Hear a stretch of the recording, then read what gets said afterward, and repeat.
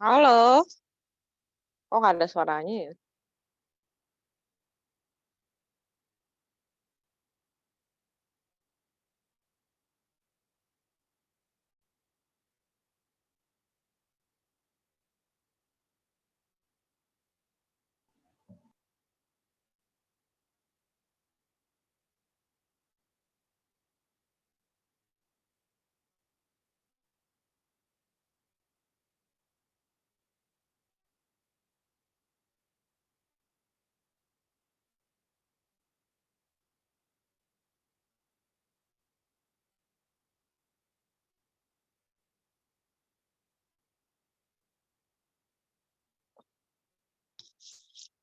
Halo, halo, dengar suara saya nggak ya?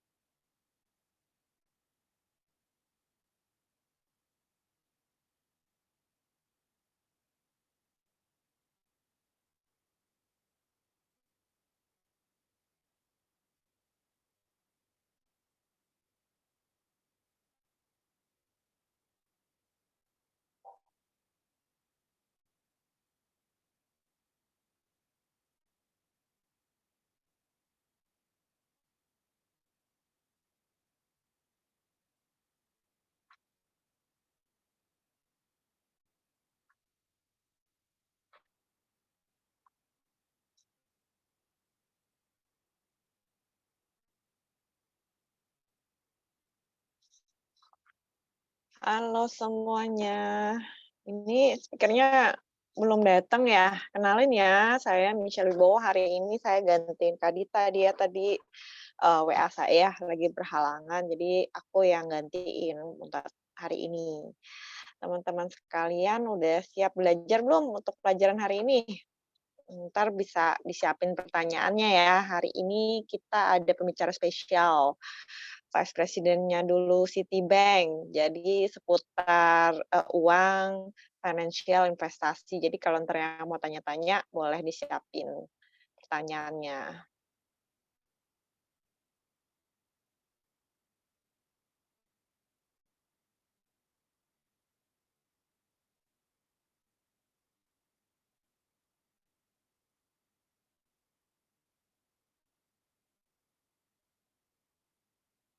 Halo halo juga semua, teman-teman. Aku di tempat aku hujan gede loh, di tempat kalian hujan nggak hari ini? Tadi kayaknya tempatku hujannya gede banget. Mhm.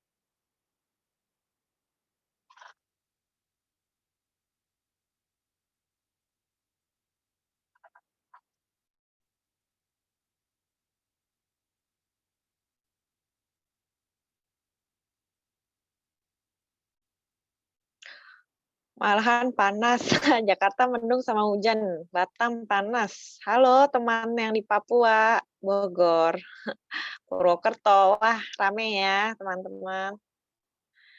Jakarta hujan mulu nih ya, semoga aja nggak banjir ya. Mhm. Mau dong ada kelas Kamisya lagi. Oi, halo teman. Ini ada bekas pesertaku ya, aku juga pernah ngajar di kelas ini. Kelas agar menjadi wanita kuat.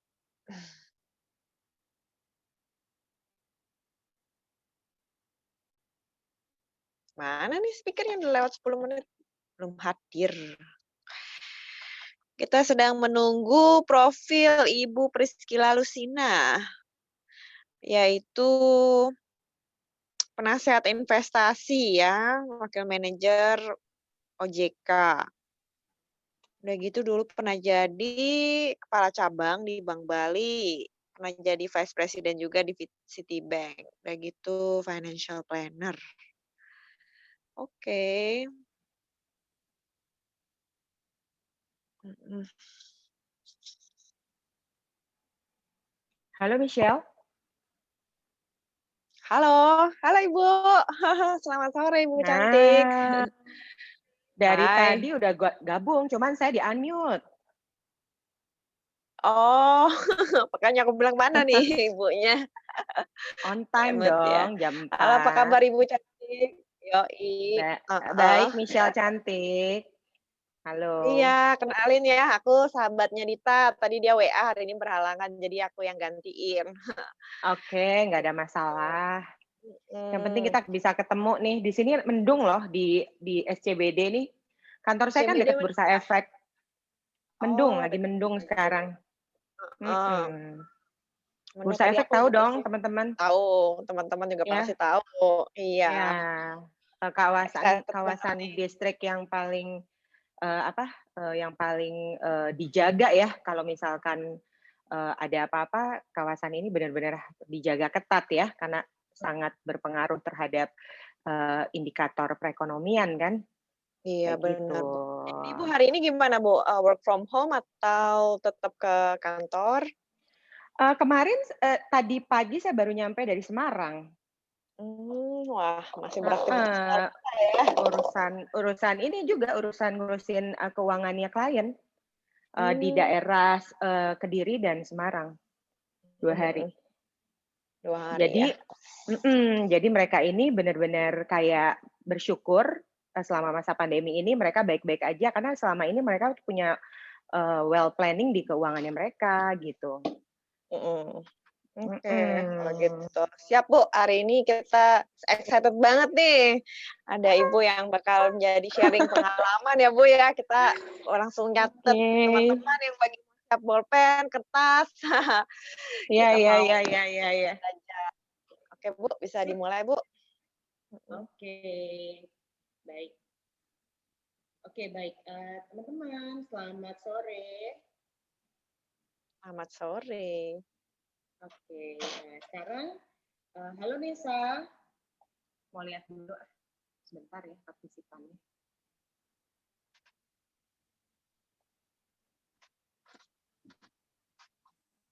Kurang nyaring, suaranya kurang nyaring.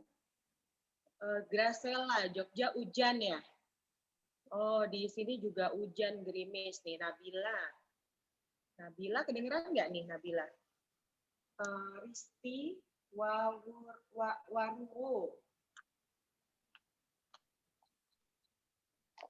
Tahu, Bu. Ernita Rismauli. Kedengeran nggak nih? Suaranya kan Beneran? katanya kurang jelas. Clear nggak ya? Jelas sih. Teman-teman, Suaranya kurang keras. kurang keras? Iya, katanya ya. Pakai earphone aja kali ya, Bu, ya? Aku ngerasa mungkin kurang kurang ini ya, kurang nyaring kali dan kurang keras kalau Oh misalkan ada. gitu. Ah, udah keras tuh tadi. Sekarang keras ya? Ya, keras. Oke oke oke. Oke, heeh. Sekarang lebih bagus suaranya. Siap, mhm. Oke oke, baik. Oke, sip. Yuk kita mulai. Ya, kita Mhm. nggak usah lama-lama. Lebih bagus, Bu, suaranya. Oke, terima kasih. Terima kasih. Gio, siap ya? Oke, kita mulai aja ya. Sebenarnya ini kalau misalkan kita itu sebetulnya gini, kenapa sih ada orang kaya, ada orang nggak kaya gitu ceritanya. Sebenarnya apa benar karena orang kaya itu dia jadi kaya karena uangnya banyak gitu? Ya udah pasti orang kaya karena uangnya banyak itu udah pasti. Tapi pertanyaannya gimana sih orang kaya itu bisa jadi kaya gitu kan? Terus kenapa sih ada orang kaya yang dia udah kaya terus jadi nggak kaya gitu? Nah, sebetulnya kalau selama saya ini selama ini saya bekerja nih, kan kebetulan hubungan saya nih sama orang-orang kaya kan. Mhm. Nah, itu saya itu lihat ternyata yang paling penting dalam kehidupan kita itu sebetulnya gimana cara kita ngelola keuangan ya, bukan soal, uang kita tuh banyaknya seberapa gitu. Jadi saya punya customer yang dia itu, apa namanya, kerjanya udah nggak terlalu aktif ya, tapi dibandingin sama adiknya yang aktif, keuangan dia tuh lebih sehat dan lebih kaya gitu. Jadi Mhm. akhirnya selama saya tuh kerja dalam bidang ini udah hampir 19 tahun nih. Akhirnya saya, ngerti bahwa yang paling penting itu adalah gimana cara kita ngelola keuangannya. Nah, jadi buat para millennial generation nih, kan kalian nih masih muda banget dan masih banyak kesempatan dan pasti lagi semangat-semangatnya cari uang nih. Nah, sebetulnya bukan soal berapa banyak yang uang bisa kita dapetin loh, tapi, bagaimana uang yang kita dapetin itu bisa kita simpan dan Mhm. bisa kita kelola dengan baik. Dan gimana caranya, kita tuh melakukan pengeluarannya juga dengan tertata dan terplanning gitu. Tapi kan ada kata-kata gini, "Masa sih kita masih muda-muda gini harus udah repot kayak gitu?" Ya nggak perlu terlalu maksudnya nggak perlu terlalu ketat banget gitu ya, sebagai millennial generation yang mungkin baru mulai masuk dunia kerja atau baru beberapa tahun masuk dunia kerja, itu Anda bisa mulai dari, gimana cara Anda, eee, nyatet pengeluaran-pengeluaran Anda, terus Anda, lihat apakah pengeluaran-pengeluaran ini tuh sebenarnya penting nggak sih? Ini sebenarnya kebutuhan gue atau sebetulnya ini cuman keinginan gue aja nih? Nah, apalagi dalam masa pandemi kayak gini nih, kita rasanya harus mulai ngutamain kebutuhan daripada, eee, keinginan gitu. Nah, jadi itu dulu tuh dasarnya sebenarnya, gimana kita cara ngelola keuangan. Karena gini, kalau misalkan ada dari kita yang dapat gajinya UMR nih, terus kita bilang bahwa, "Ah, UMR itu nggak cukup nih buat gaji kita hidup," gitu. Nggak juga, karena pemerintah tuh sebenarnya udah ngitung sebetulnya berapa, eee, gaji yang cukup untuk bisa membiayai kehidupan seseorang dan setelah dihitung itu hasilnya adalah UMR itu, gitu. Mhm. Jadi kalau gaya hidup kita itu sebetulnya sesuai aja dan maksudnya sesuai dengan terus misalkan ya 50.000 sehari gitu ya, eee, nggak perlu makan di restoran mewah, ya uangnya pasti cukup sebenarnya. Cuman Mhm. karena gaya hidup kita yang lebih banyak keinginan, misalkan kita pengen posting di Instagram kita, jadinya makannya yang lagi happening dan kebetulan harganya mahal, terus ya karena kita penting banget, image itu penting buat kita, jadi kita beli deh makanan itu walaupun sebenarnya makanan itu belum tentu enak gitu ya, tapi yang penting, gue punya foto yang keren. Nah itu kayak gitu-gitu bisa ngabisin uang kita. Jadi sebetulnya bukan berapa besar gaji yang kita terima, tapi bagaimana kita bisa mendapatkan gaji itu dan, eee, menyimpannya, walaupun sedikit dan menggunakannya sesuai dengan kebutuhan, bukan keinginan kita, gitu. Ya, yuk sekarang kita mulai. Mhm. Nah ini nih, jadi sebetulnya nih saya mau kasih lihat dulu nih ya, kalau teman-teman milenial yang 4 ke atas, yang manajemen resiko itu nggak perlu dulu dilihat deh. Kita tuh kayaknya lebih fokus di cash flow, dana darurat, sama pinjaman dulu.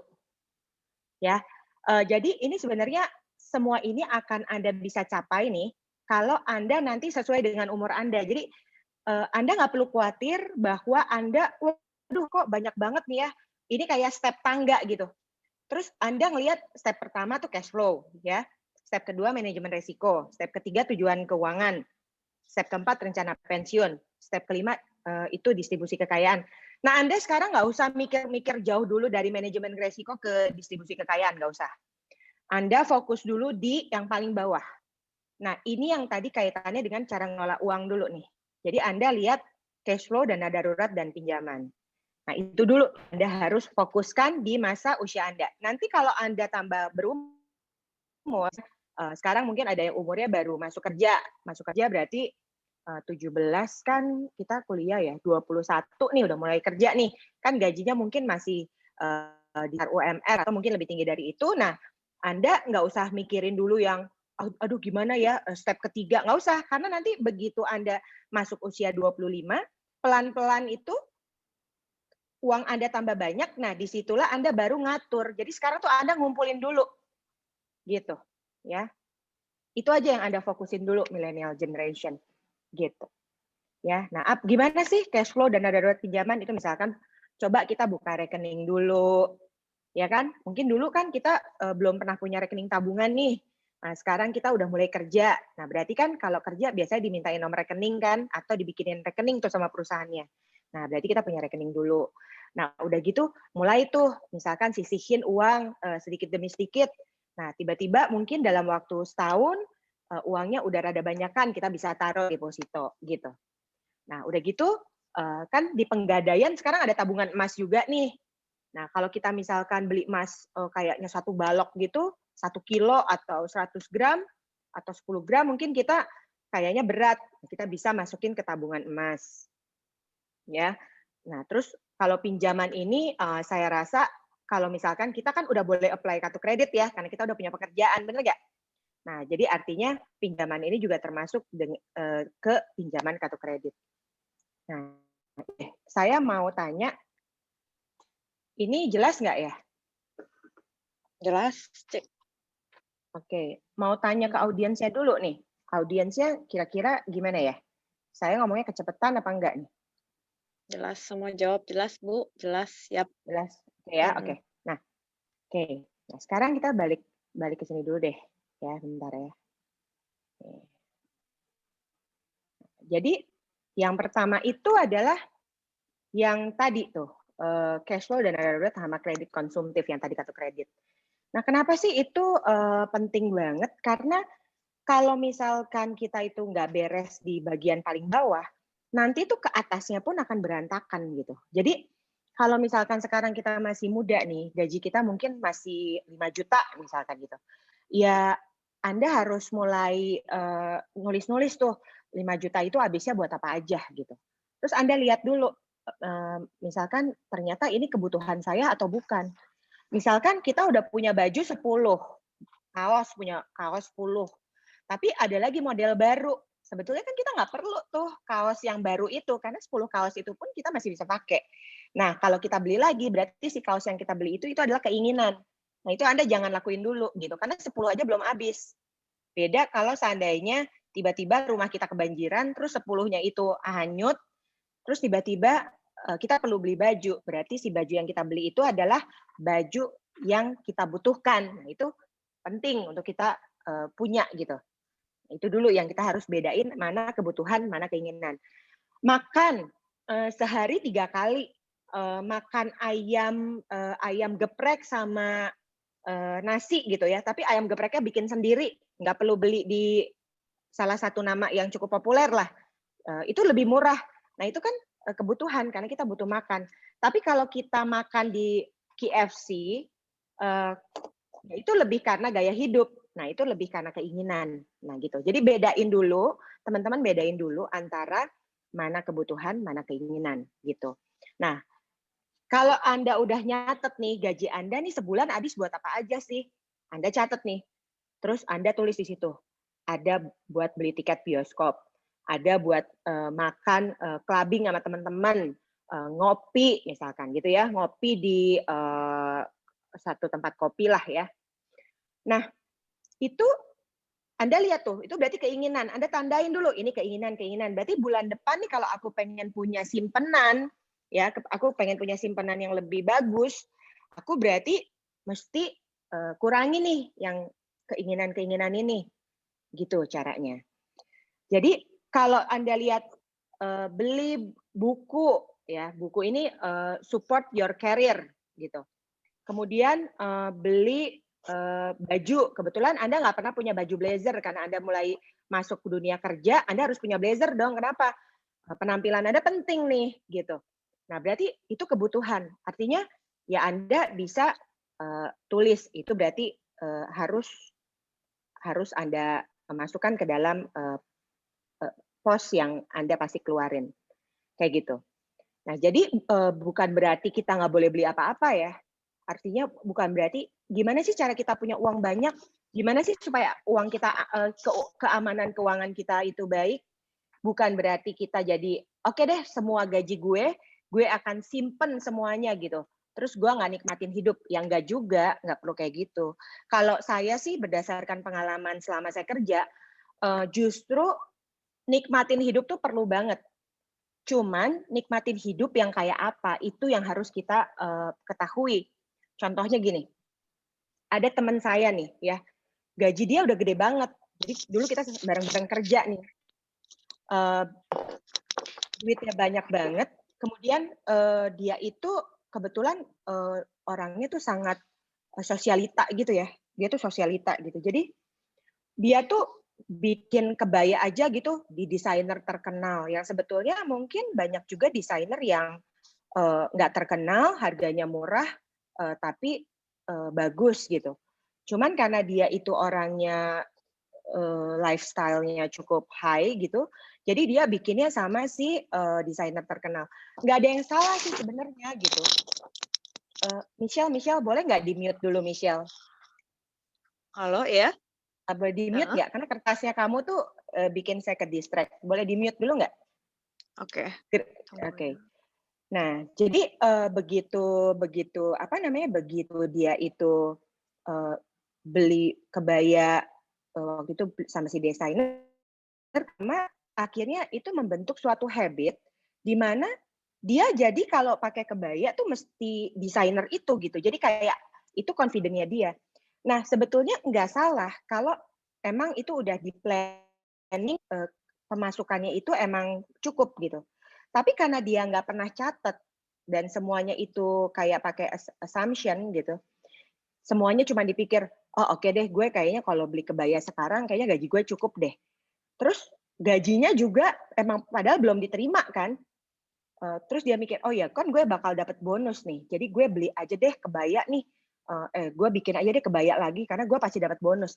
Nah teman-teman mesti ingat ya, waktu kita mau jaga keamanan keuangan kita nih, kita nggak boleh lihat sesuatu yang belum di tangan kita loh.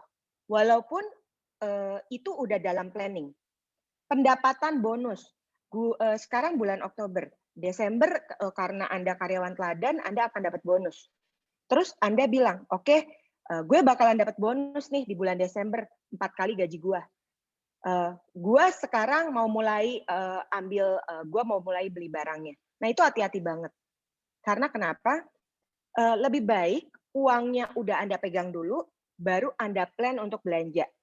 Jadi jangan pernah Anda belanja dengan sesuatu yang masih andai gitu loh. Ya, itu clear ya. Nah, jadi akhirnya apa yang terjadi dengan teman saya ini?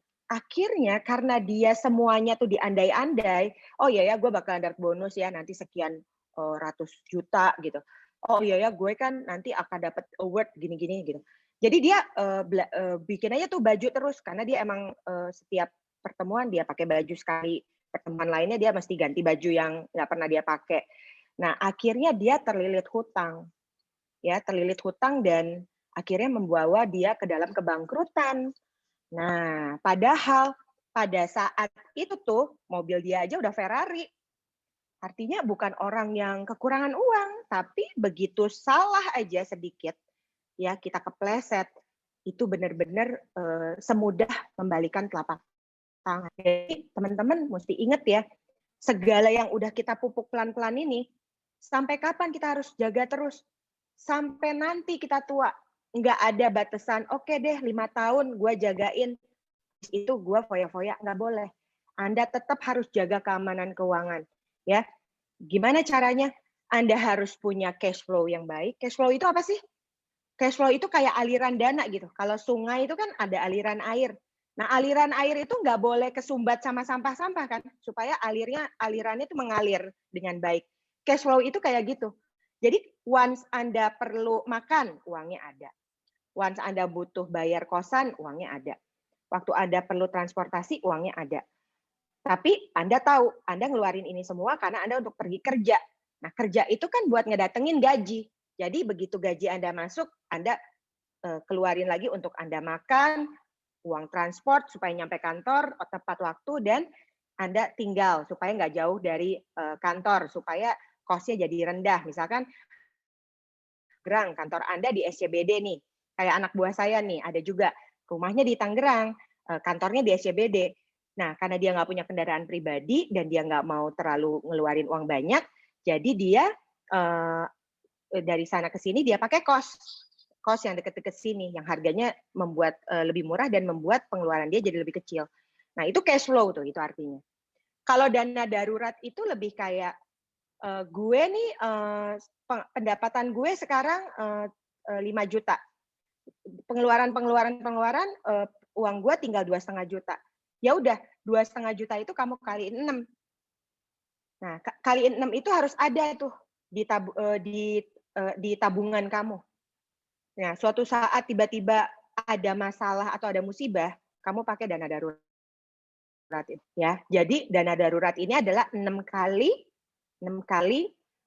pendapatan Anda yang udah Anda kurangi dengan pengeluaran-pengeluaran itu. Lebih bagus lagi kalau 6 kali dari gaji Anda.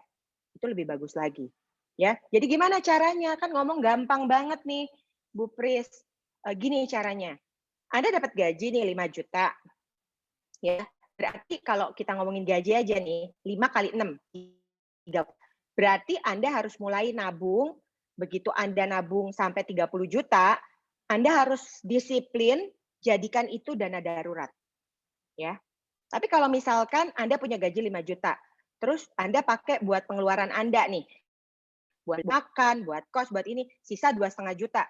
Ya udah, anggap Anda boleh juga 2,5 juta kali 6. 2,5 juta kali 6 tuh berarti berapa tuh? 15 juta ya. Nah, 15 juta pelan-pelan taruh di dana darurat gitu.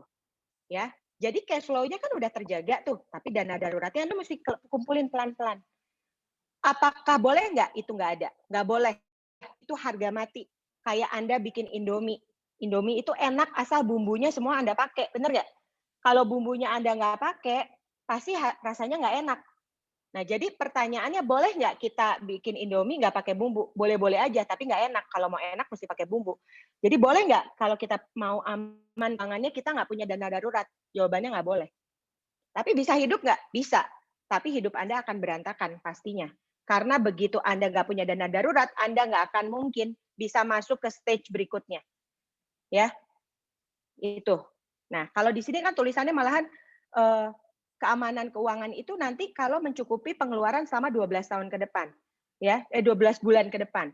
Ya, itu lebih good lagi. Tapi 6 bulan itu dulu deh, yang paling gampang lah. Ya, jadi teman-teman mulai ya, perhatiin itu. Nah, oke. Bentar ya, ini saya pindahin dulu. Oke. Nah, ini nih yang bikin kita kehilangan uang kita. Benar nggak? Coba, nomor 1, beli mobil di luar kemampuan. Ya kan? Sebetulnya kita nih belum sanggup nih beli mobil. Tapi karena buat gaya, yang penting gue punya mobil dulu. Akhirnya kita ngambil dan ngutang gitu.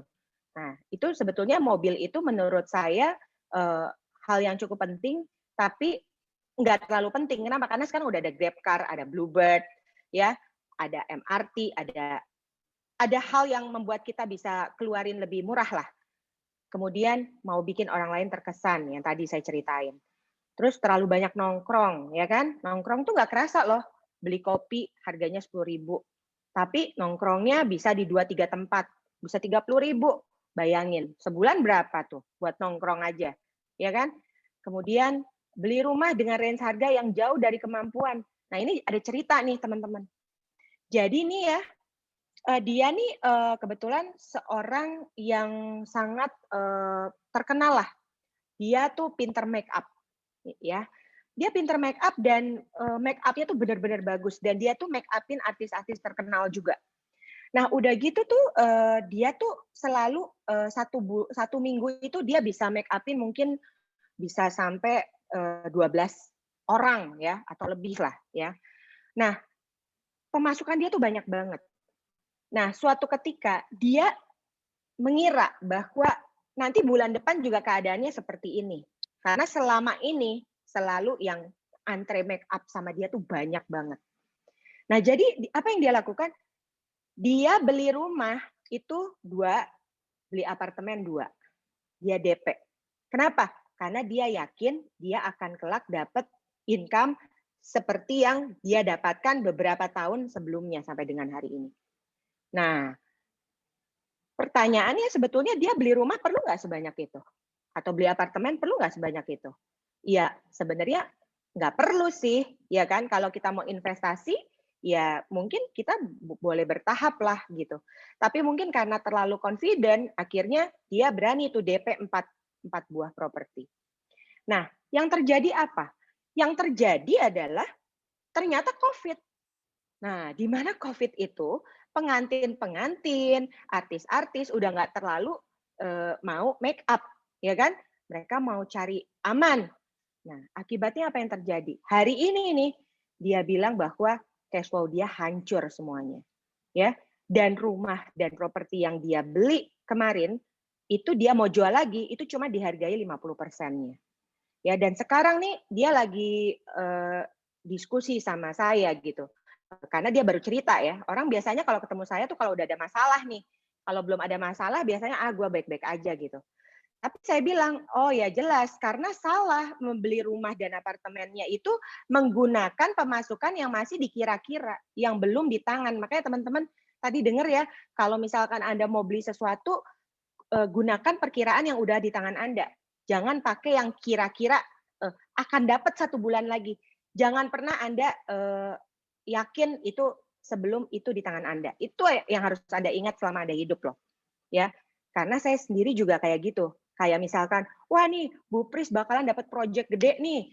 Proyeknya kemungkinan bakal masuk nih sekian M misalnya.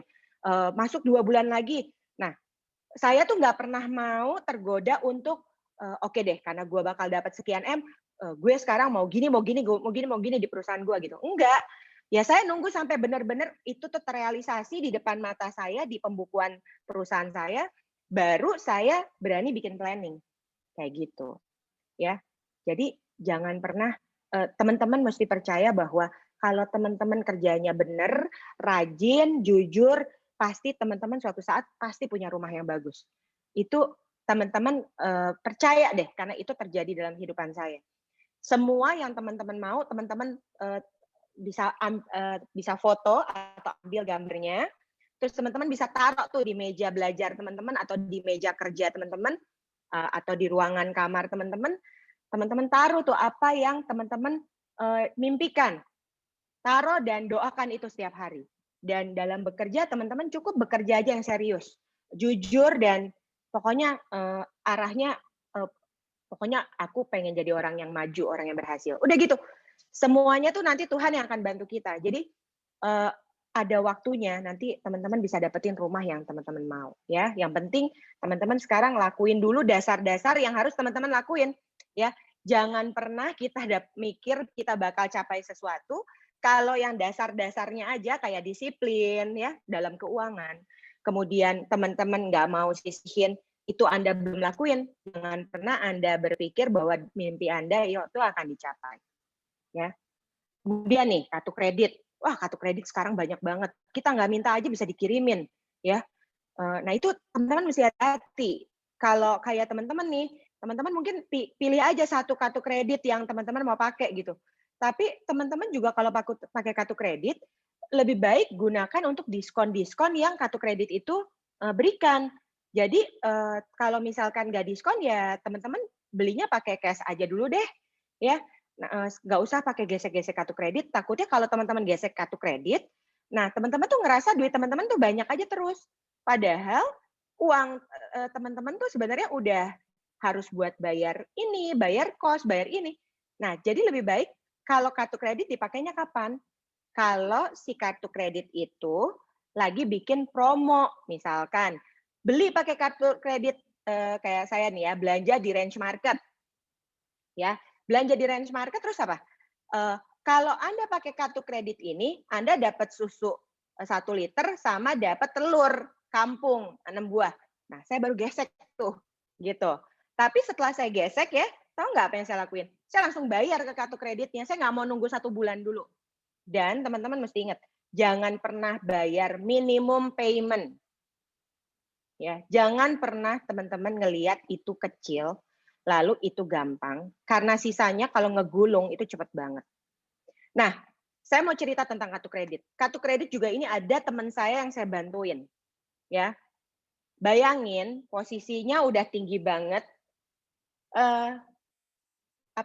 penghasilannya udah triple digit, bayangin triple digit sebulan, ya posisinya berarti udah bukan main-main lagi kan. Tapi Anda mau tahu nggak tagihan kartu kreditnya berapa? 500 juta. Ya, 500 juta itu teman-teman bukan dia konsumsi loh, tapi dari hutang yang menggulung setiap bulannya. Ya, jadi waktu itu mungkin pemakaiannya cuman 100 juta. Terus dia bayarnya minimum payment. 100 juta nggak sekaligus ya, teman-teman. Dia mungkin belanja 30 juta tagihan, dia bayar minimum payment. Besoknya belanja lagi 20 juta, dia bayar minimum payment. Gitu. Lama-lama totalnya 100 juta, tapi terus dia udah nggak sanggup bayar pakai gajinya, jadi dia bayar minimum payment terus. Nah, sisanya tuh ngegulung terus sampai 500 juta, bayangin. Ya, itu gajinya udah triple digit. Jadi jangan Anda pikir bahwa yang terkena hutang kartu kredit ini hanya orang-orang yang gajinya kecil. Enggak. Dia nggak mandang bulu. Mau gajinya kecil, gajinya gede, kalau Anda cash flow-nya ngaco, Anda selalu bayar minimum payment, pasti Anda nanti akan masuk ke dalam pusaran hutang yang sulit untuk Anda keluar dari situ. Ya. Jadi teman-teman, tolong kalau yang punya kartu kredit, pakailah dengan bijak. Gimana sih cara pakai dengan bijak? Ya itu yang saya bilang. Ada promo, Anda pakai. Nggak ada promo, ya udah Anda pakai uang cash Anda aja gitu. Dan kalau ada promo, Anda pakai, misalkan Anda belanja nih, di salah satu, misalkan di Anda pakai di mana, misalkan kayak saya tadi ceritanya Range Market, ya udah begitu saya pulang, saya bayar langsung ke kartu kredit saya. Jadi saya tahu uang saya tuh udah berkurang loh dibeliin ini gitu. Itu cara ngejaga. Dan yang terakhir yang tadi kita bilang nggak punya perencanaan keuangan. Jadi kalau ditanya gini, coba ya sekarang Anda tanya sama diri Anda sendiri. Anda tahu nggak sebetulnya kalau ngomongin kebutuhan Anda tuh sebulannya berapa? Coba. Tahu nggak?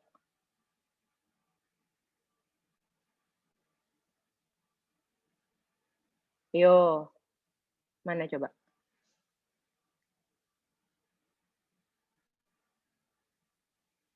Ini nggak pada jawab atau udah pada jawab nih? Nggak tahu. Laurencia nggak tahu. Tuh, Desi nggak tahu. Janah nggak tahu. 3 juta cukup. Oke. Oke, tahu berapa? Nggak tahu, tahu. Oke. Maksimal seminggu 200.000. Oke. 4 juta, 3 juta. Oke, good. Kalau Anda udah tahu, good. Tapi kalau Anda nggak tahu, berarti itu benar-benar udah lampu merah. Anda harus tahu. Tapi yang udah tahu, itu juga mesti lihat lagi. Taunya tuh benar-benar tahu, udah benar apa belum. Gitu. Ya, jadi Anda harus review lagi tuh. Anda mungkin tahu, tapi Anda udah bener nggak gitu ngerencanain keuangannya. Oke, sekarang pertanyaan saya nih buat yang udah tahu. Tadi kan ada yang jawab nih, kayak Josephine, jawab. Rizdia, jawab tuh. Pertanyaan saya, Anda udah punya belum dana darurat? Yang jawab hanya yang udah tahu. Kalau yang nggak tahu kan ya udah kan. Ayo, baliklah Anda ke jalan yang benar. Gitu. Tapi kalau yang misalkan belum, yang udah punya nih, udah punya dana darurat belum? Udah, belum. Karena saya belum punya gaji, nggak apa-apa. Nanti kalau mulai kerja dapat gaji ya. Tapi belum sampai, oke nggak apa-apa, belum sampai 6 bulan gaji nggak apa-apa. Pelan-pelan tapi mulai ngumpulin. Udah. Nah, kalau yang udah punya dana darurat seperti yang tadi saya bilang, ya berarti Anda udah mulai jagain cash flow Anda aja. Ya, dan Anda mungkin udah siap ke stage berikutnya. Ya, oke. Saya kan bukan guru, jadi saya nggak bisa meriksain juga ada jawabnya benar apa enggak gitu. Tapi saya percayalah di sini semuanya pinter-pinter lah ya, dan udah cukup ngerti. Nah, jadi ini ya. Sekarang banyak investasi bodong ya. Kalau kita lihat kan, nah itu hati-hati tuh. Itu juga bisa money traps ya. yang bisa bikin kita cepat miskin. Ya, jadi gimana sih caranya kita pengen punya uang banyak? Udah jangan macam-macam ikut investasi bodong, ikut ini, ikut itu. Pokoknya caranya yang tadi itu. Anda bikin cash flow Anda baik, pisahkan antara keinginan sama kebutuhan. Yang kedua, Anda harus punya dana darurat. Gitu. Dan yang ketiga, Anda nggak boleh berhenti bekerja karena Anda butuh income. Udah itu dulu Anda lakukan. Kalau Anda lakukan itu, ya, Anda akan pelan-pelan jadi punya banyak uang. Ya, Anda nggak perlu lakukan hal-hal yang lebih daripada itu, karena begitu Anda lakukan dan Anda tidak mengerti, Anda akan masuk ke money traps. Ya, tahu kan investasi bodong, teman-teman? Ya, investasi bodong yang banyak ya, sebulan dapat 2%. Kalau ikut gini nanti kamu dapat ini gitu ya. Nah, itu udahlah back to basic aja, bahwa balik ke yang tadi kita sebutkan. Oke, bentar ya.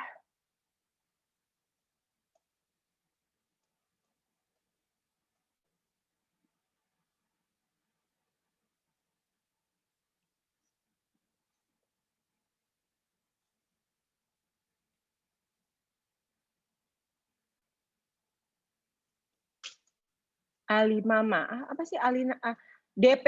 Bu, dana darurat boleh dipakai buat DP rumah nggak? Oke, kalau misalkan dana darurat boleh dipakai buat DP rumah nggak? Kalau DP rumah kan sesuatu yang bisa diprediksi ya, jadi jangan masuk ke dana darurat dong ya. Kalau dana darurat itu kan sesuatu yang tiba-tiba dalam kondisi yang sedih atau apa gitu ya. Kalau segala sesuatu yang bisa diprediksi ya jangan masuk ke dana darurat. Mahasiswa uangnya nggak banyak-banyak banget. Jadi nggak bisa tuh diinvestasiin. Oke, bentar. Duh, ini gimana cara ngebaca chatnya ya? Asuransi apa dikategorikan dana darurat? Ya enggak lah. Asuransi nggak dana darurat. Segala sesuatu yang udah bisa dipredik ya bukan dana darurat dong. Ya, kalau asuransi kan preminya Anda udah tahu mesti bayar berapa. Jadi Anda udah harus ikuti dengan kemampuan penghasilan Anda gitu. Oh, Bareksa. Kalau Bareksa sih setahu saya nggak bodong ya. Karena kalau Anda mau lihat bedanya bodong sama enggak ya, pertama Anda lihat dulu institusi itu di bawah OJK apa enggak. Nah, tapi pesan saya gini, nggak cuma institusi di bawah OJK aja. Anda juga harus lihat waktu institusi di bawah OJK, dia nawarin produknya itu sesuai nggak dengan features dari produknya. Misalkan gini, kalau tabungan itu kan Anda tahu ya, tabungan itu kalau Anda naruh uang, Anda bisa narik uang kapan aja. Nah, itu kan features-nya tabungan. Nah, kalau tiba-tiba Anda masuk ke tabungan terus gini, oh Anda buka tabungan ya, tapi Anda nggak boleh narik. Nariknya mesti minta izin saya dulu. Nah, berarti dia bukan tabungan yang benar dong. Nah, walaupun Bareksa itu, walaupun misalkan suatu institusi di bawah OJK itu dia udah di bawah OJK, tapi Anda juga tetap harus buka mata terhadap produk-produk yang mereka keluarin. Clear nggak? Nah, kalau untuk investasi pemula, logam mulia, itu Anda boleh aja beli yang langsung fisik, ya, atau Anda masuk buka tabungan emas di Pegadaian. Kalau Anda mulai invest trading, menurut saya enggak. Kenapa? Karena kalau invest trading itu udah stage yang ketiga, itu investment. Itu kamu bisa dengerin besok. Ya, kalau ini kan kita lagi bicara tentang pengelolaan keuangan ya. Kita lagi ngomongin cash flow yang paling bawah. Kalau ngomongin cash flow itu kita nggak boleh yang namanya invest trading nggak dulu. Nah, kalau Anda mau lihat ya Anda buka aja ya, buka di Google lah gitu. Ya, kemudian baik, kita lanjut ya. Ini banyak banget pertanyaannya. Terima kasih. Pengen dijawab semua, tapi nanti kita kelasnya nggak kelar 5:30 loh, ya. Oke. Michelle, kalau misalkan pertanyaan-pertanyaan di chat ini, itu bisa nggak sih kayak saya tetap dapetin supaya saya bisa jawabin gitu? Tapi teman-teman kalau pengen dijawab ya teman-teman mesti taruh Instagramnya Anda atau emailnya Anda biar saya bisa jawab kalau saya nggak bisa jawab di sini, Ya, tolongin ya. Iya, biasanya tapi, kalau ada yang pertanyaan ada di bagian sesi akhir sih kita Q&A, terus nggak bisa semua dijawab sih, paling dipilih-pilih Heeh, pertanyaannya yang paling heeh, bagus, entar baru iya, Ibu jawab. mak sebenarnya Mhm. pertanyaan tuh nggak ada yang bagus, semuanya pasti bagus nih pertanyaannya. Cuman maksud saya gini, saya juga nanti bisa bantu jawab di luar dari session ini, ke Mhm. Instagram-nya kamu atau ke, email-nya kamu. Cuman saya minta Mhm. tolong ditulis di sini apa. Cuman maksud saya Michelle nanti kan ini recording, berarti bisa saya lihat kan, betul nggak? Mhm Ya, mhm, iya betul bisa kan? betul, Nih bisa Halo kayak Bu, dari saya boleh izin admin gitu. masuk? Yes, ada dari Dignity-nya silakan. Oke Bu, nanti saya bantu, rekap pertanyaannya. Nah buat teman-teman semua saat bertanya silakan cantumkan Instagram atau email ya Bu, nanti jadi saya kirim pertanyaan Hmm. ke Ibu. Nah kenapa? Supaya Dignity Social juga benar-benar ngebantu generasi muda, benar nggak? Kalau Iya Bu. sekarang semua chat itu saya pilih, kasihan nanti yang nggak kepilih gitu loh. Padahal mungkin yang nggak kepilih itu juga mereka tapi ke teman-teman, kalau teman-teman mau tahu tentang investment, besok saya ada lagi dan saya akan bicara tentang investment. Ya, sekarang kita bicara dulu tentang kelola uang. Kelola uang itu nggak semata-mata investment ya. Oke, lanjut dulu ya, lanjut dulu. Oke, tadi terima kasih ya buat Michelle sama squad Dignity-nya. Oke, jadi kalau investasi pokoknya nanti ya besok kita harus tahu dulu kenapa sih saya mau investasi. Tapi sekarang belum ya. Sekarang kita cuma kerjanya nabung dulu sama dana darurat. Ya, ini stage berikutnya. Nah, terus aduh.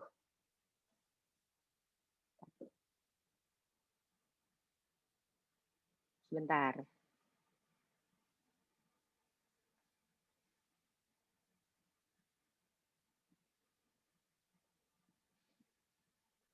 Pindahin ke sini dong. Nah, terus udah gitu juga kita harus ingat bahwa kalau kita nanti nanti udah masuk ke stage ketiga itu kan kita mulai investment tuh. Kita mesti ingat pokoknya kalau return-nya tinggi, resikonya tinggi.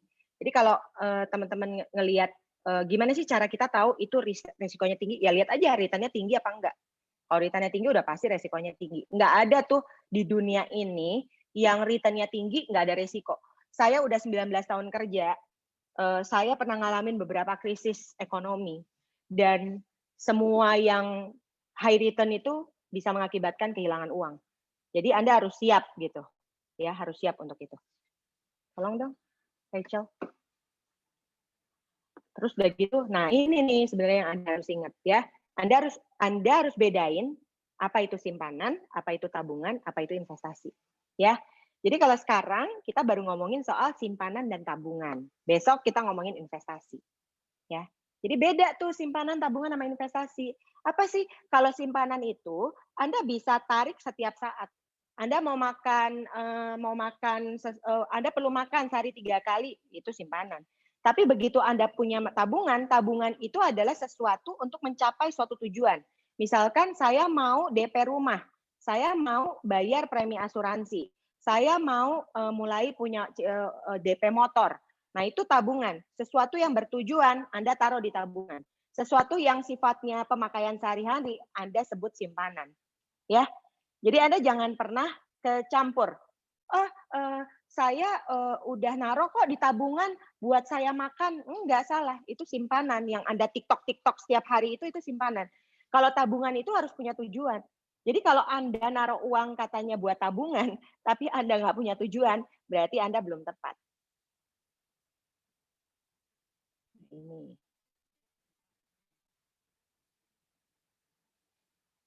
Nah, ini simpanan. Nah, ini saya ngambilnya dari si Zap Friends ya. Anda juga mungkin bisa ikut Instagramnya lah. Ini sebetulnya bukan punya saya sih, tapi menurut saya penjelasan dia tuh cukup baik sih. Ya, pokoknya untuk yang pendek-pendek, transaksi rutin, nah itu Anda bisa pakai, itu Anda bisa taruh di simpenan. Biasanya Anda juga bisa taruh di amplop-amplop, ya yang Anda udah bagi itu pos-posnya, terus Anda nanti ngambil sesuai posnya, itu simpanan. Ya. Tapi begitu Anda masuk ke tabungan, nah Anda udah mulai punya tujuan. Ya, tadi aku mau DP rumah nih. DP rumah, harga DP rumahnya nih 100 juta. Oke, sekarang aku baru punya 50 juta. Jadi aku mesti nabung 50 juta untuk aku bisa DP rumah. nggak bisa pakai dana darurat karena DP rumah itu bisa ditunda dan nggak harus sekarang dan bisa pakai planning. Jadi itu bukan dana darurat. Ya. Nah, tapi kalau dana darurat itu ditaruhnya di mana? Ya ditaruhnya di tabungan yang terpisah, tapi hanya untuk kebutuhan yang tak terduga. Jelas ya? Jadi ada simpanan, ada tabungan. Nah, tabungan ini fungsinya untuk mencapai suatu tujuan. Tetapi tabungan ini juga bisa disimpan untuk dana darurat. Jadi lebih baik kalau misalkan Anda ini masih belum pintar membaginya, ya Anda masih belajar, saran saya Anda bedain tabungannya.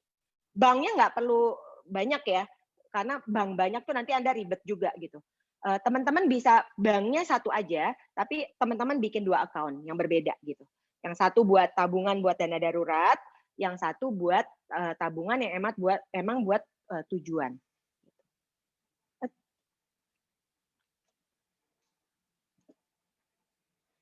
Oke, nah. Oke, kalau investasi ini besok ya, investasi itu lebih tujuan. Jadi kita nunda konsumsi kita, oke deh gue sebenarnya pengen makan nih di restoran itu, tapi kayaknya gue sekarang mau mulai investasi emas, ya kan? Investasi emas, bukan investasi emas itu yang di bawah lah. Investasi apa ya? Reksadana ya. Ah kayaknya gue mulai nih perlu investasi reksadana saham. Gue pengen kayak Warren Buffett nih, pengen punya duit banyak. Gue pengen uang gue bekerja sendiri. Nah itu adanya di investasi. Anda jangan pernah berharap Anda taruhnya di tabungan, tapi Anda pengen uang Anda bekerja sendiri. No, no, no. Kalau Anda pengen uang Anda bekerja sendiri, Anda harus taruh uang Anda di investasi. Nah, investasi ini kalau Anda ingin sukses, Anda harus nunda konsumsi. Ya, jadi Anda harus lebih banyak turunin. Kenapa? Karena Anda perlu nyisihin pendapatan Anda untuk harian. Anda juga perlu nyisihin pendapatan Anda untuk dana darurat. Berarti kalau Anda udah masuk ke stage berikutnya, investment, nah Anda berarti tambah memperketat lagi keuangan Anda kan? Artinya Anda harus nunda tuh konsumsi Anda. Kalau tadinya Anda punya 5 juta, terus Anda masih punya selisih 2,5 juta untuk Anda senang-senang, nah tapi pada akhirnya Anda karena mau investasi, Anda mesti kurangin lagi tuh. Mungkin Anda taruh 1 juta, jadi senang-senangnya jadi berkurang. Itu yang dimaksud penundaan konsumsi. Gitu. Nah, investasi itu kan nanti ngundang resiko tuh. Tapi nggak apa-apa, teman-teman nggak usah takut sama yang namanya investasi. Nih teman-teman, saya mau kasih tahu. Cerita hidup saya nih ya, teman-teman. Kenapa sih kok Bu Priscilla sekarang jadi kalau lihat tadi tuh, lihat gimana apa yang saya capai itu kan saya akhirnya benar-benar di dunia keuangan nih. Kenapa sih saya mau di dunia keuangan? Saya tuh basicnya psikologi loh sebenarnya. Dulu tuh cita-cita saya tuh sebenarnya saya mau jadi psikolog ya, psikolog klinis. Saya tuh pengen kerja di rumah sakit pakai baju putih, terus pengen jadi psikolog klinis gitu. Karena saya senang dengerin curahan-curahan hati orang gitu ya. Nah, tapi ternyata akhirnya saya masuk ke dunia keuangan dan ternyata saya syukur banget saya masuk ke dunia keuangan karena saya jadi ngerti gimana ngelola uang. Dan teman-teman mau tahu nggak? Semua yang saya bisa capai hari ini itu karena investasi. Gitu. Tapi tentunya saya nggak bisa tutup mata bahwa sebelum saya jago investasi, saya itu dulunya sangat disiplin dengan yang namanya cash flow. Gitu. Jadi sekarang itu saya betul-betul udah bisa nikmatin hidup. Saya bisa traveling 1 tahun 3 kali, 4 kali tanpa ngeganggu cash flow saya. Nah, yang bisa bikin seperti itu investment. Jadi teman-teman investasi itu beresiko, tapi teman-teman jangan takut karena selama teman-teman caranya benar, milih produknya benar, sesuai dengan profilnya kalian, kalian bisa kok punya uang dari investasi. Karena investasi itu bisa bikin uang Anda bekerja sendiri untuk Anda. Ya, nah ini sih udahlah ya, udah pada jago-jago, pasti udah pada pinter-pinter. Nah kalau ini sih sebenarnya saya kayak mau ngasih lihat ke teman-teman, berapa budget yang ideal sih untuk kebutuhan harian kamu gitu. Kadang-kadang kalau kita cuman ngedengerin speakers yang ngomong aja, alah lu paling bisa ngomong doang, tapi kan gue nggak ngerti nih gimana caranya. Nah ini sebenarnya saya buat untuk teman-teman, supaya teman-teman tuh jadi kayak lebih paham aja hitung-hitungannya. Gitu. Nah, ini nih. Ada yang bilang nih, kalau budget ideal itu adalah 40 sampai 50. Ini asumsi ya. Ini ceritanya ada asumsi nih. Nah, terus ada lagi nih asumsi kayak gini. Nah, tapi mungkin nggak sih kita menutupi kebutuhan harian kita dengan 40-50% dari gaji bulanan gitu. Nah, jadi ini diajak, ayo yuk teman-teman kita mulai hitung yuk. Kalau teman-teman sekarang punya kertas gitu ya, ada pulpen, coba deh teman-teman tulis. Biaya makan sehari teman-teman berapa nih gitu. Nah, sebulan tuh ada 30 hari, dihitung. Berarti untuk makan aja itu 1.500.000 gitu. Ya, saya ngomong 50.000 ini bukan berarti saya suruh Anda makan sehari 50.000 ya, teman-teman. Maksudnya ini asumsi aja ya. Jadi kalau Anda mungkin yang di Jakarta kayaknya kalau 50.000 susah nih. Kayaknya kalau belanja aja bisa 60.000 ya nggak apa-apa. Silahkan Anda kalikan dengan 30 hari. Bentar ya, sambil Anda tulis-tulis. Kemudian, nih, kalau misalkan UMR di Jakarta itu misalkan 4,2 juta dengan biaya makan sebulan 1,5, nah itu udah makan 36% loh dari gaji. Tuh kan? Berarti gila ya, makan aja udah ngurangin 36% dari 100% gaji kita loh. Tuh. Kalau kita nggak pernah nulis, nggak pernah ngitung kayak gini nih, kita ngerasa kayak makan 50.000 itu murah lah. Gitu. Tapi kalau kita udah hitung, serem juga ya. 36% dari gaji itu udah kepake cuman buat makan doang. Nah, bayangin kalau kita tambah ngopi-ngopi, nongkrong-nongkrong, nilainya sama juga, 50.000, berarti udah kepake lagi 36%. Berarti dari makan sama gaya hidup aja, udah 36% kali 2, berarti 72%. Nah, loh, gimana bisa nabung kalau kayak gitu? Ya kan? Wah, ternyata serem ya kalau kita hitung-hitung kayak gini gitu. Nah, belum lagi masuk gini, transport kita nggak pernah catet, pulsa kita nggak pernah catet. Kenapa kita nggak pernah catet? Karena kita ngelihat transport cuma 8.000 lah, pakai Transjakarta misalkan sebelum COVID ya, pakai Transjakarta paling berapa sih? 3.000 ya? Terus, pakai, ini MRT misalkan, paling berapa sih gitu, murah kelihatannya. Tapi kalau Anda tulis dan Anda hitung, wow, baru Anda tahu ternyata itu nggak sedikit. Ya kan? Nah, coba kalau Anda lihat, pulsa belum, biaya listrik belum, kebutuhan kebersihan belum, ya kan? Kayak kita datang kita seneng nih suka window shopping ke supermarket, ngambil, murah sih pasta gigi paling cuman berapa, dihitung-hitung ternyata banyak. Wow, serem ya kalau kita nggak tulis. Makanya teman-teman, ayo dong belajar mulai nulis ya, mulai nulis, dan catat walaupun Anda sebel, gini, aduh gue tuh orangnya nggak suka banget nulis-nulis gitu, nggak apa-apa deh, saya tuh termasuk orang yang males banget nulis. Anda jangan kira bahwa saya tuh orang yang perfect banget, enggak, saya tuh males banget nyatet, males banget. Cuman karena saya tahu saya tuh jelek banget di situ, jadi saya udah kayak sisihin, oke deh pokoknya saya pakai amplop-amplop gitu, jadi saya ngambilin tuh dari amplop-amplop itu. Jadi kalau misalkan amplop itu habis, ya udah berarti saya udah ngerti, saya tuh over budget gitu.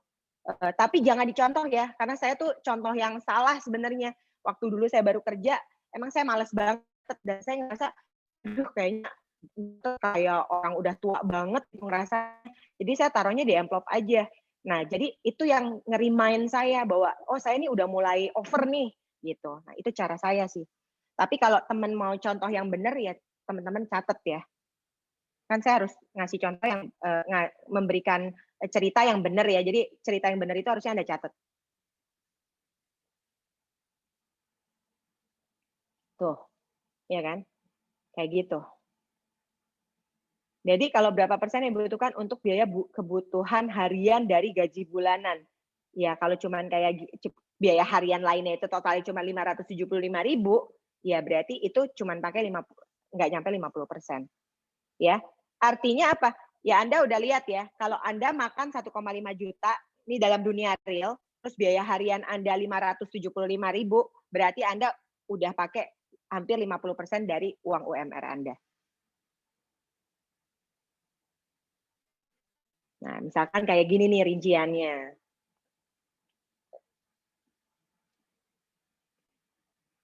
Ya.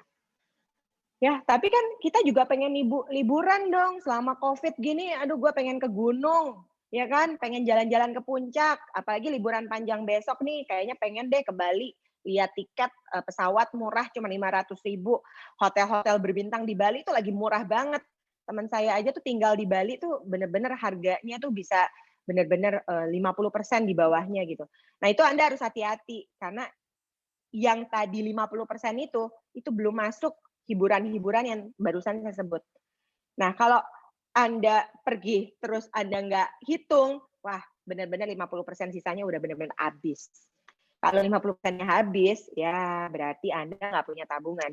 Dan ya otomatis cash flow Anda hancur dan nggak mungkin Anda bisa ngumpulin dana darurat. Jadi kalau Anda udah lihat kayak gitu, saya cuma mau kasih tahu ke teman-teman bahwa teman-teman tuh udah benar-benar lampu merah deh.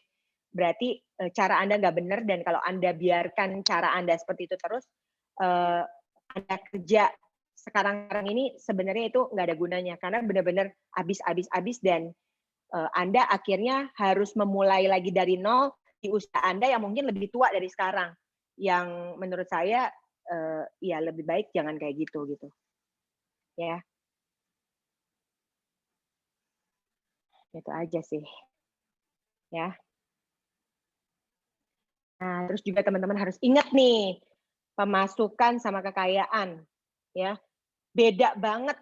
Kekayaan itu adalah sesuatu yang udah masuk, dikeluarin, benar-benar nggak diganggu, itu jadi kekayaan.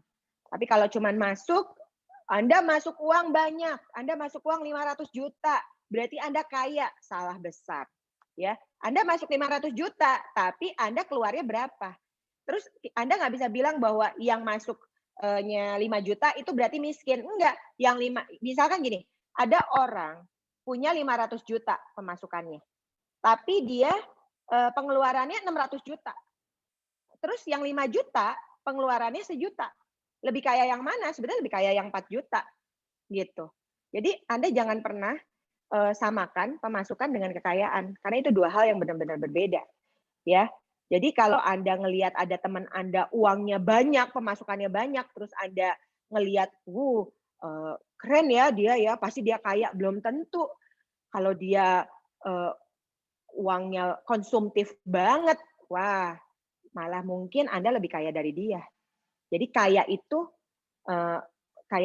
nggak sama pemasukan.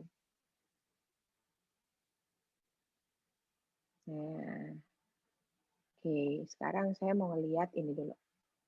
Tolong dong. Mau ngelihat chat dulu nih.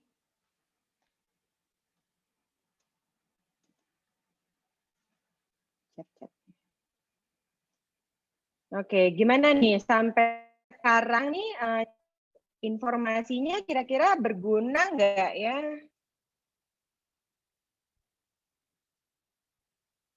Mau tahu dong, berguna nggak sih buat Anda? Berguna ya? Ngomongnya kecepatan nggak ya? Aduh, makasih ya kalau berguna. Kecepatan nggak? Terima kasih buat Dignity Sosial yang udah mempertemukan kita ya. Kita juga doain supaya forum seperti ini tuh yang bisa membangun generasi milenial lebih maju tuh terus ada ya dan tambah banyak. Nggak kecepatan ya? Oke, baik. Terima kasih banyak. Kita balik lagi yuk. Ini kalau Anda ngelihat screen gitu Anda rada bosen, ya wajar sih. Tapi kan gimana ya kalau nggak ada materi juga Anda nanti juga bosen ngeliatin saya ngomong gitu.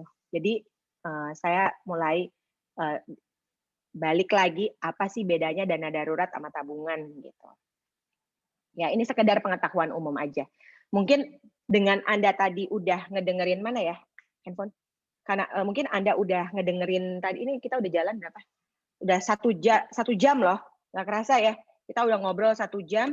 Anda mungkin udah pinter, udah bisa ngebedain dana darurat sama tabungan ya. Anda pasti udah pinter. Tapi nggak apa-apa ya, saya ulas dikit lagi deh. Ya, kita ulas dikit lagi. Apa sih bedanya? Nah, bedanya ini. Nah, ini ya. Tuh. Ya, ini buat ilmu Anda selama Anda hidup. Ya, Anda harus benar-benar ngerti Apa bedanya keduanya? Ya. Jadi dana darurat sama tabungan ini adanya bisa di tabungan. Cuman fungsinya beda. Ya. Jadi kalau kayak gini coba saya mau tanya ya. Kalau misalkan DP mobil itu dana darurat apa tabungan?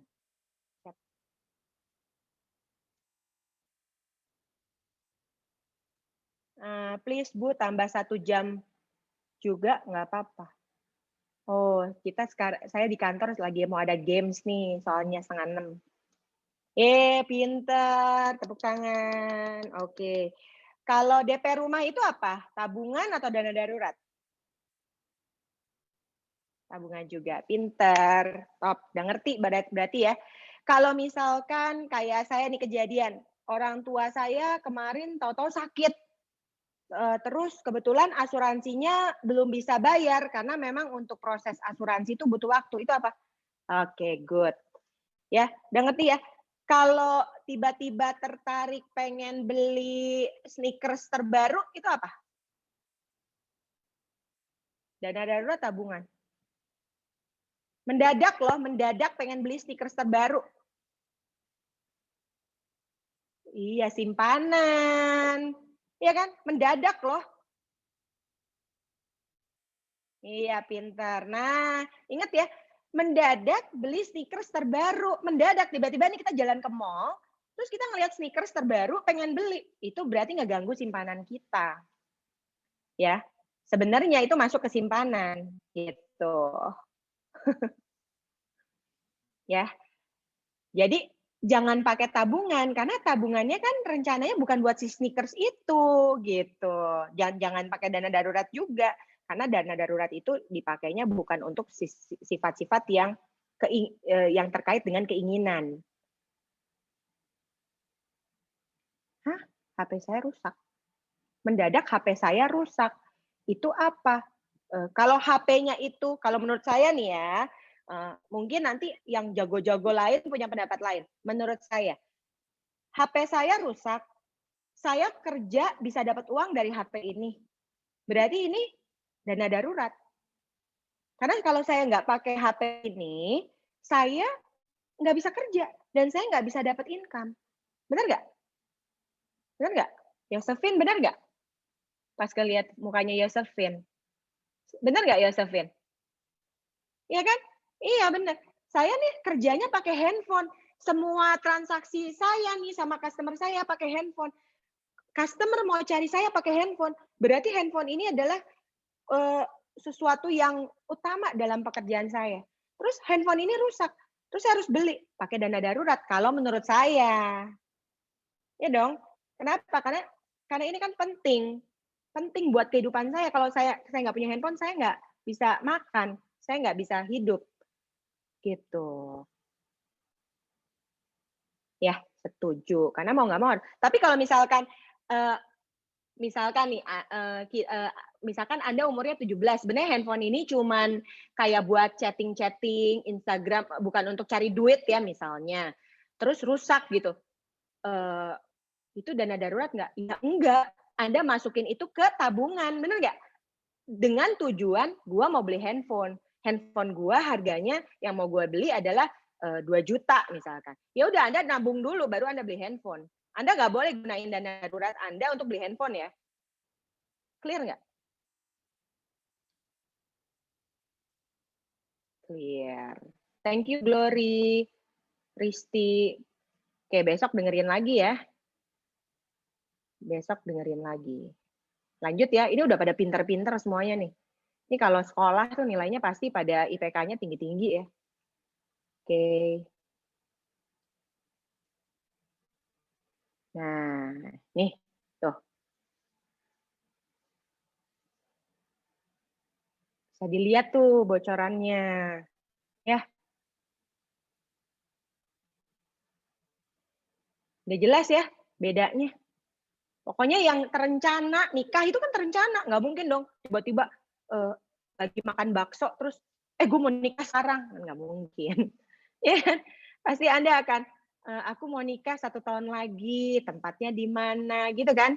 Nah, ya itu pakai tabungan gitu. Ya ini jelas lah, pasti gampang kok. Nah, yang paling gampang gini lah. Kalau tabungan tuh dipakainya saat bahagia lah. Kalau sedih-sedih gitu ada masalah, pakainya darurat gitu. Handphone rusak, padahal itu buat kerja, sedih kan? Tapi jangan Anda terus bilang, ya saya juga sebenarnya nggak pakai handphone saya buat kerja, cuman saya sedih kalau handphone saya rusak, saya nggak bisa chat pacar saya. Ya beda. Ya, beda ya. Oke. Nah, ini yang tadi nih hitung-hitungan gimana caranya Anda bisa ngumpulin dana darurat. Ya. Mungkin Anda juga ada yang tadi belum punya dana darurat kan? Nah, Anda mungkin bisa lakukan hal ini. Terus gimana kalau ternyata yang udah punya dana darurat tadi, oh saya bisa 12 kali kok, nggak cuma 6. Oh ya berarti good banget. Ya, dan pertahankan itu.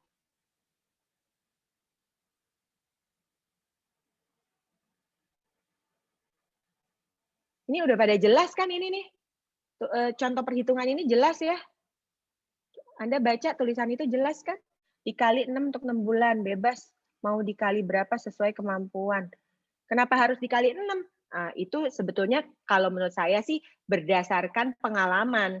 Ya, jadi kalau ditanya, kenapa sih sesuatu itu harus begitu? Pastinya karena berdasarkan penelitian dalam dunia keuangan, ternyata kalau orang yang mengumpulkan 6 kali minimal itu jauh lebih better gitu dana daruratnya. Kayak gitu. Ya. Gampangan ini daripada pas kuliah online. Ah, benar. Gampangan ini karena Anda belajar dari expertnya. Yeah. Oke.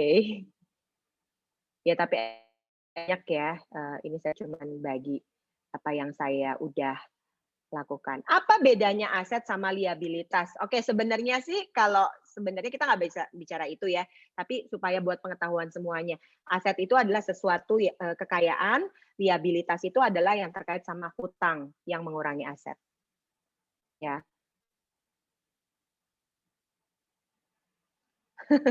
Kalau bahas uang, otaknya langsung seger.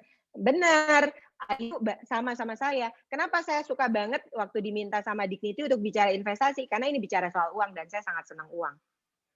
Ya nggak apa-apa dong senang uang ya, bukan mata duitan, beda. Senang uang, karena dengan uang tuh kita bisa bantu orang, kita bisa bantu orang tua kita bisa bantu teman-teman kita yang lagi kesusahan, kita bisa bantu orang di pinggir jalan. Coba kalau misalkan Anda nggak punya uang, Anda nggak bisa bantu orang. Nah, Anda sadar nggak waktu teman-teman tuh mulai kasih orang dengan uang yang Anda punya, itu ada kepuasan lagi untuk Anda tuh kayak, wah hidup gue berarti gitu loh. Jadi sebetulnya nih ya yang saya bicarain soal cash flow ini tuh bukan soal wah gue bakal jadi kaya, bukan. Jadi kenapa sih kita perlu ngelola uang kita baik? Supaya kita juga bisa bantu orang. Karena waktu kita ngelola uang kita baik, hidup kita baik, walaupun baik ini pengertiannya tidak berlebihan ya, minimal pas gitu ya. Kita bisa makan, bisa tidur, punya baju yang baik, tidak berlebihan. Terus apa yang tadinya kita kalau beli jeans mesti yang harganya 500.000, tapi sekarang kalau kita lihat di salah satu online shop gitu kan 100.000 aja udah bisa gitu. 400.000-nya kenapa kita nggak simpan, terus kita tabung, terus kita juga masukkan membantu orang tua atau membantu orang yang kesulitan di dalam tabungan itu.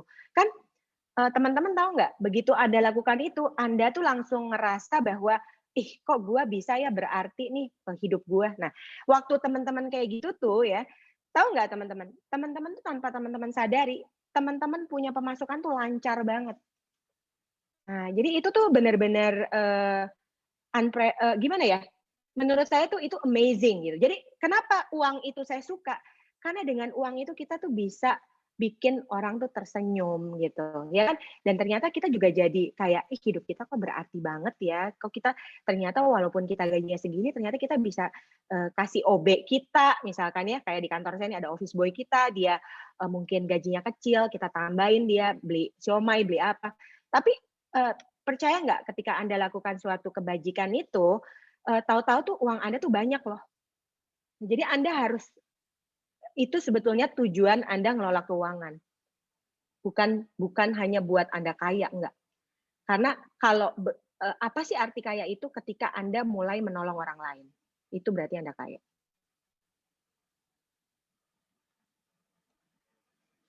Nah, terus tanpa nggak disadari juga ya, sebetulnya ada suatu karakter yang bisa terbentuk. Nih kayak karena saya psikologi nih ya. Jadi ada karakter yang sebenarnya tujuan kita nih tujuannya ngurusin uang nih. Tujuannya supaya kita bisa survive di masa yang seperti ini. Tapi ternyata tuh ada suatu karakter yang akhirnya terbentuk dalam diri kita. Itu karakter apa? Disiplin. Nah, ketika karakter itu terbentuk tanpa kita sadari, tahu nggak apa? Kita jadi orang yang disiplin di kantor, dalam kehidupan kita, dalam lingkungan sosial kita. Dan kalau teman-teman lihat orang yang disiplin itu pasti jalannya tuh lancar. Ya, sesulit apapun hidup Anda disiplin, pasti dibantuin sama Tuhan. Kayak semuanya tuh dimudahin gitu loh. Nah, jadi ternyata ya kalau dilihat-lihat ngelola uang tuh bukan semata-mata uang ya, emang enggak. Sebetulnya ngelola uang itu nanti larinya tuh ke banyak hal.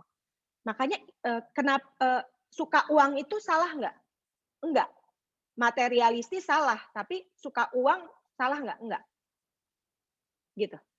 Jadi kalau Anda bilang, oh kita jangan cinta uang. Oh iya, suka uang nggak apa-apa. Karena kalau Anda nggak punya uang juga Anda nggak bisa buat sesuatu untuk orang lain. Ya, maksudnya ya mungkin Anda bisa bantu dengan tenaga Anda ya. Tapi kalau nanti Anda tambah lama kerjanya tambah sibuk, Anda kan nggak bisa lakukan itu lagi. Nah, yang Anda bisa lakukan kan Anda lakukan dengan apa yang Anda punya gitu. Dan untuk apapun yang Anda berikan itu kan pasti terkait dengan uang. Oke, terima kasih. Anda bisa lihat di Instagram-nya @fantispm. Fantispm ini adalah perusahaan di mana saya mendirikan perusahaan ini untuk membantu masyarakat menengah ke atas sebenarnya ya dalam bidang keuangan. Jadi apa sih yang dilakukan di situ? Ya membantu bagaimana mereka mulai ke stage berikutnya, yaitu stage 3, 4, dan 5. Itu yang dilakukan oleh Fantis. Nah, tetapi kenapa saya di sini mau share? Bukan karena saya melihat siapakah orang yang mendengar, tapi saya yakin dengan generasi-generasi muda yang sekarang ini udah mulai sadar pentingnya ngelola uang itu, saya yakin kalangan menengah atas itu akan Anda capai lebih cepat daripada generasi-generasi sebelumnya. Jadi kalau Anda mau ngelihat, Anda bisa lihat di Fantispiam ini, ya. Tapi terus terang kalau Anda ngelihat Fantispiam ini, Anda cuman lebih ngelihat kayak budaya kerja ya, sama kayak quote-quote yang bikin hidup Anda tuh jadi benar, ya. Jadi Anda jangan berharap kalau Anda ngelihat Instagram-nya Fantispiam itu Anda akan mendapatkan kiat-kiat investment atau kiat-kiat keuangan gitu. Enggak. Tapi kalau Anda ikutin Instagram-nya Fantispm, Anda bisa ngelihat siapa aja yang suka masukin quote-quote mengenai keuangan yang Anda bisa pelajari. Jadi misalkan kayak tadi Zak gitu. Nah itu ada gitu. Jadi Anda bisa masuk ke Instagram-nya dia gitu. Ya. Oke, itu aja. Terima kasih teman-teman. Waktunya udah tinggal 7 menit lagi. Saya sih terus terang kalau pertanyaan mungkin ini gimana nih? Jawab aja langsung ya. Nggak usah dibacain deh ya. Ke chat.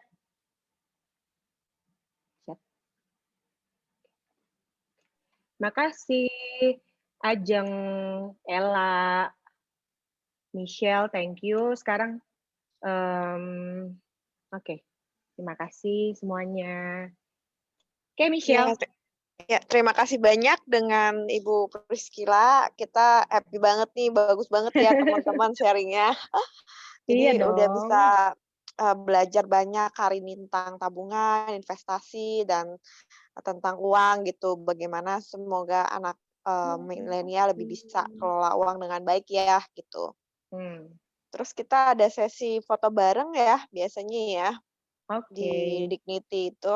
Ntar aku mesti chat sama adminnya nih. Ada adminnya kan di sini ya. Halo? Adminnya siapa nih? Ini Adminnya tadi. Dignity kan? Dignity, iya. Oke. Oh ya teman-teman, besok tuh saya ada lagi jam 4. Temenin ya, biar seru nih. Soalnya kalau nggak ada yang dengerin nanti percuma dong ngobrol-ngobrolnya. Ya. Mhm. Ini ada yang pertanyaannya banyak tadi ya, keluar semua. Siap. Tapi pertanyaan itu nanti bisa dikasih kayak tadi yang saya bilang kan ya, Michelle? Bisa. Ntar Bisa ya? aduh, Mhm. di-organize bareng sama adminnya untuk pertanyaan. Jadi, kita terima kasih banyak nih Ibunya mau put extra effort lagi buat, Nggak jawabin apa-apa. pertanyaan dari teman-teman loh, Sip, gitu. Senang banget harus. rasanya. Iya dong, Mhm, karena semua teman-teman di sini orang-orang penting nanti kelak. Siapa tahu nanti kalau mereka berhasil gitu, terus saya lagi ada objekan atau kebutuhan apa, dibantuin jadinya. mhm.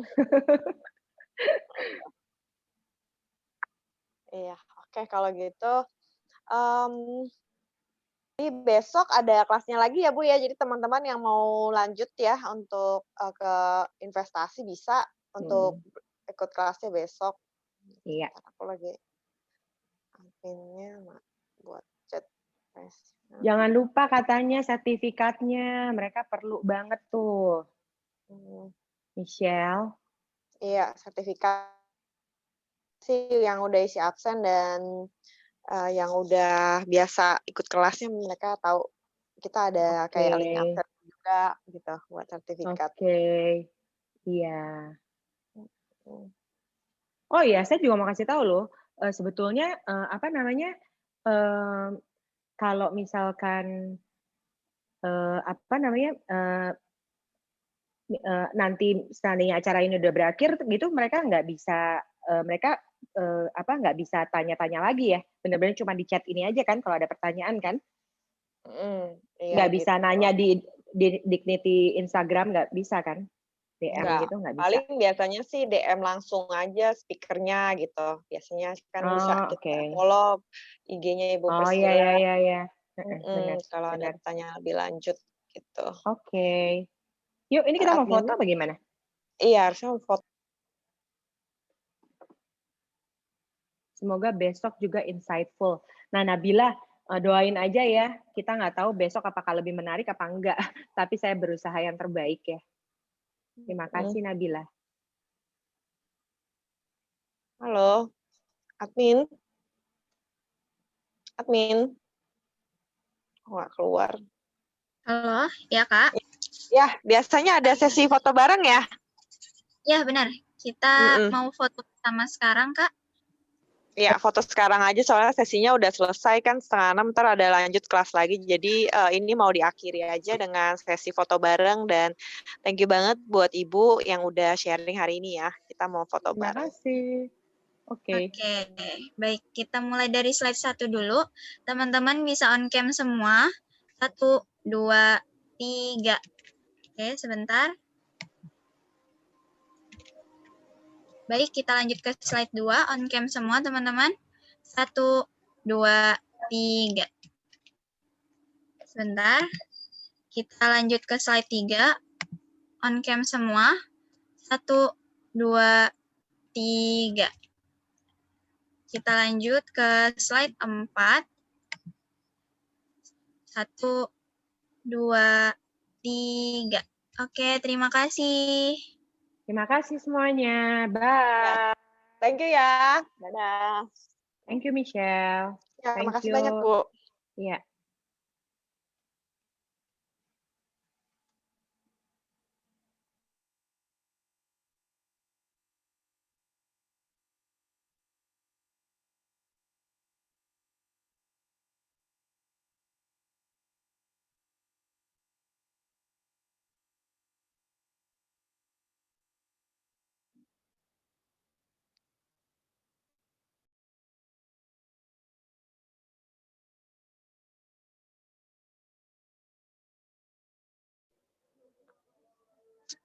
Halo teman-teman semua, link presensinya udah ada di kolom chat ya, silakan diisi, kami tunggu 2 menit. karena selanjutnya room-nya akan ditutup. Terima kasih.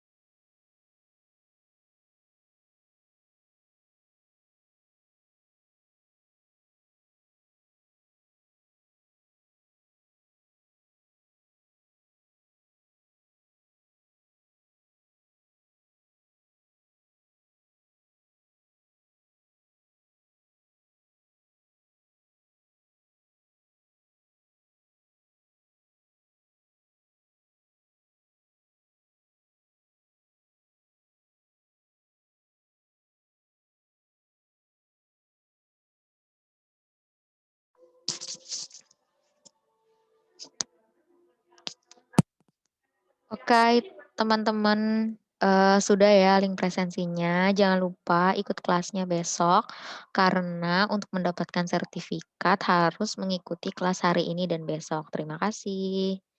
Bye-bye.